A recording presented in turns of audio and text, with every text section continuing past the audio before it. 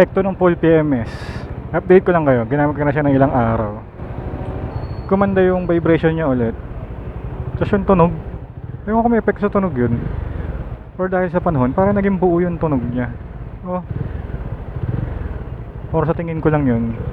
Yung pagkalit ko kay Mrs. Kakalit ko lang kay Mrs. eh. Parang ano siya. Alam niyo lagi sinasabi na maganda yung gising ni Sumi. Nata ni Domeng. Ngayon parang hindi maganda yung gising niya. Parang ang hina nung ano, arangkada pag sa primera, yung pag-aarangkada. Ayun oh. Hindi siya kagaya ng dati. O naninibago lang ako sa clutch. Pero sa high speed, maganda siya. Kasi yung na pagkatapos natin ko full PMS. Kaya lang, may aso eh. Tapos natin ko full PMS. Pumasok tayo nun eh, sa expressway. Maganda siya, ang ganda ng vibration niya, naging smooth. Tapos nawala yung tikitik nga, tikitik na tunog. Kaya siguro pakiramdam ko gumanda yung vibration. Kasi nawala yung tikitik na tunog. Tapos yung napansin ko yung fifth gear natin nasa expressway, naga 120 na, hindi pa rin siya nahihirapan. Alam niyo yun, yung parang di pa kailangan magpalit ng gear, parang ganun. Kasi nung bago tayo magpa full PMS, 100 pa lang nararamdaman ko na yun eh, parang kailangan ko na mag-shift, parang nahihirapan na. Parang pakiramdam ko bumalik siya sa dating performance. Pero bumalik din yung base gasket. hindi naman base gasket. Kasi di ba nung chinek yung ano, yung timing chain, yung in-adjust, tinanggal yung ibabaw. May parang gasket doon. Eh, sirain na. Kaya binalik ko, press na tulo. Sabi ko, lakas ng tulo ng ano. Kabado na ako na, akala ko base gasket. Tapos tinitignan ko naman, parang hindi naman kasi parang doon sa unahan ng makina tumutulo. Hindi rito sa gilid, doon sa unahan. Sabi ni Pres, baka sa tok-tok yan. Uy, si Gakimoto yata yun, no?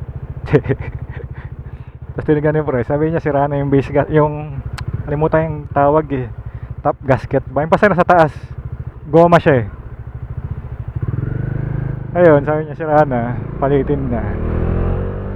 Kaya, ano, kinabahan ako pero hindi naman pala base gasket. Okay pa rin yung base gasket na Belomoid. Yun yung mga napansin natin. Tas yun nga, parang naging buo yung tunog. Hindi ko alam, baka sa panahon lang dahil malamig yung panahon or naninibago ako. Pero nakapagmotor naman ako ng mga nakaraan eh. So hindi ako dapat maninibago sa tunog niya. Pero parang naging buo nga yung tunog niya.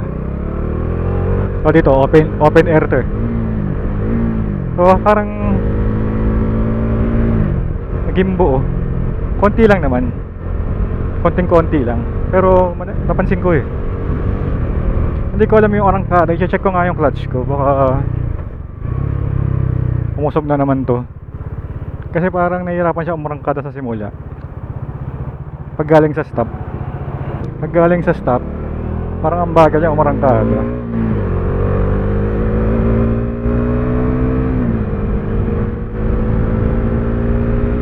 Kaya tignan nyo, parang humaba yung gearing ko.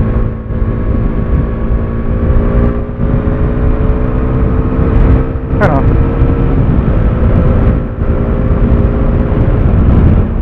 Check natin yung bag, baka nakabukas. Okay. Okay, MCX.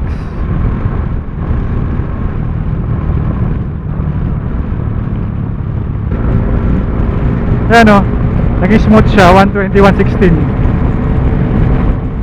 123, ang smooth pa rin niya. Kaya lang, ang likot nitong ano eh. Gumanda yung takbo niya. Bibili tayong kape. Napatakan tayo ng ibon sa ano eh, helmet. Nakikita ba? Hindi eh. Kaso madilim. Kakape po ba tayo? Parang paabutan tayo ng ulan.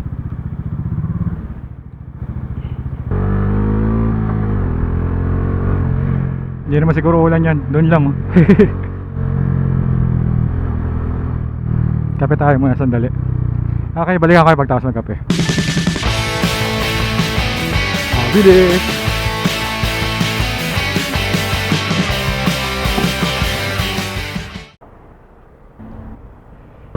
Okay, tuloy ang biyahe.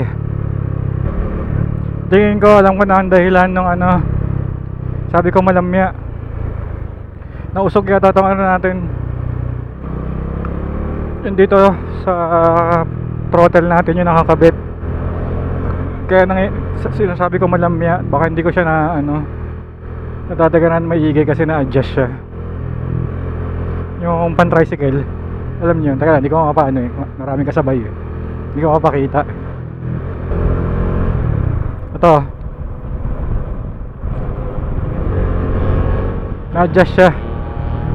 Kaya siguro mahina yung pagto-throttle ko pag ano, total control ko pag mag aarangkada or galing sa stop. Kasi pag pinupul throttle ko naman sa rekta, okay naman. I-observe pa natin maigi.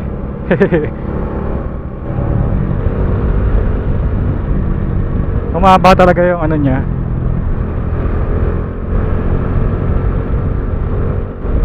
Yung gearing niya. Pakiramdam ko lang siguro umaba kasi nga hindi na siya masyado nagwa-vibrate ng gusto sa high gear. Sa high RPM. Hindi ko alam pero gumanda yung takbo niya. Gumanda rin yung tunog, hindi ko alam, baka ano lang yun, placebo effect. Pero napansin ko kanina, parang nag-iba yung tunog. Baka dahil din sa panahon lang, malamig. Pero hindi kasi sabing yung gumanda na talaga, ganun pa rin naman siya dati, medyo naging buo lang, konting-konti lang, pero mapapansin. Baka sabihin kasi ng iba, hindi ka naman ng pipe pa, nung gaganda yung tunog niyan. Gumanda lang na konti, ibig ko sabihin. Naging buo yung tunog. Tatagal pa ito maayos. Kasi parang malalim yung binubutas sila dyan. Kasi ang laki nung pambutas nila eh. Ay, ang laki nung traktor eh. Ibig sabihin mahaba yung ilalagay dyan. Yan o. Panghukay lang pala yan. So, ibig sabihin malalim yung hinuhukay. Mahaba ng kamay eh.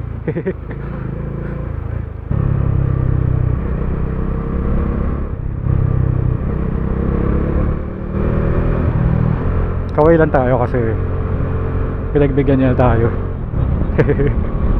Kaway ka pa, akala mo politiko ka. Simpleng ganun lang. Pasalamat ka, ganun. Kaya ko sinasabi, yung kaway na ganun, simpleng kaway na ganun, depende pa yon sa ano, kinakawayan mo.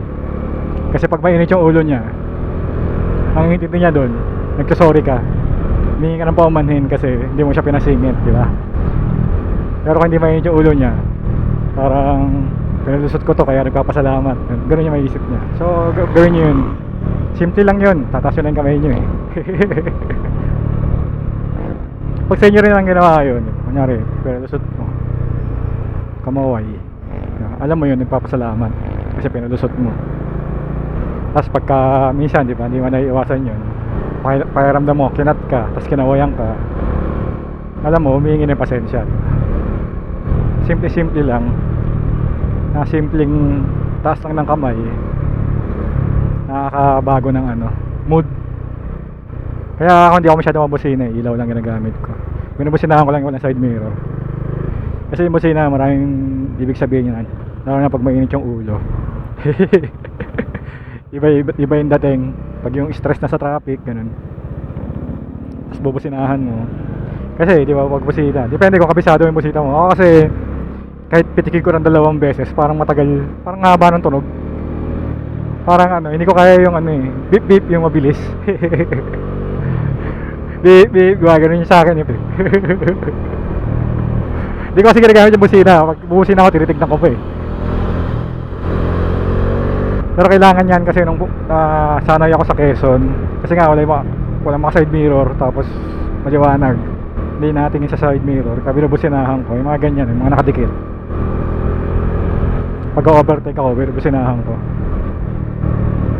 Oh, final destination. Nahulog yan. Matik tayo dyan.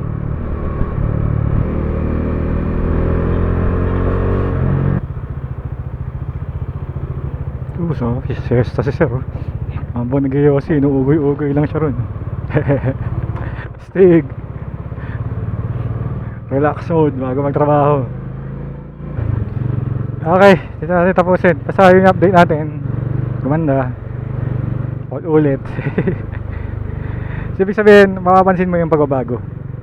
Hindi siya, ano, hindi parang wala lang yung full PMS sa ginawa mo.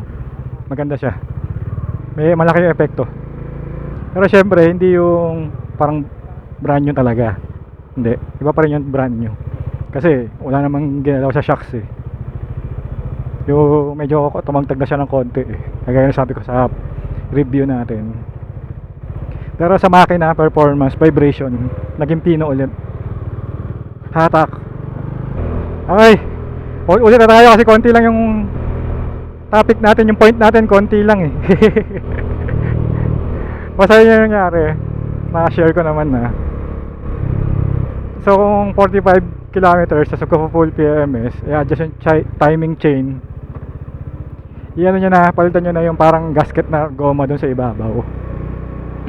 Para ano, bago na. Mura lang naman yun. Okay, thank you na matindi. Hanggang sa muli. Bye bye.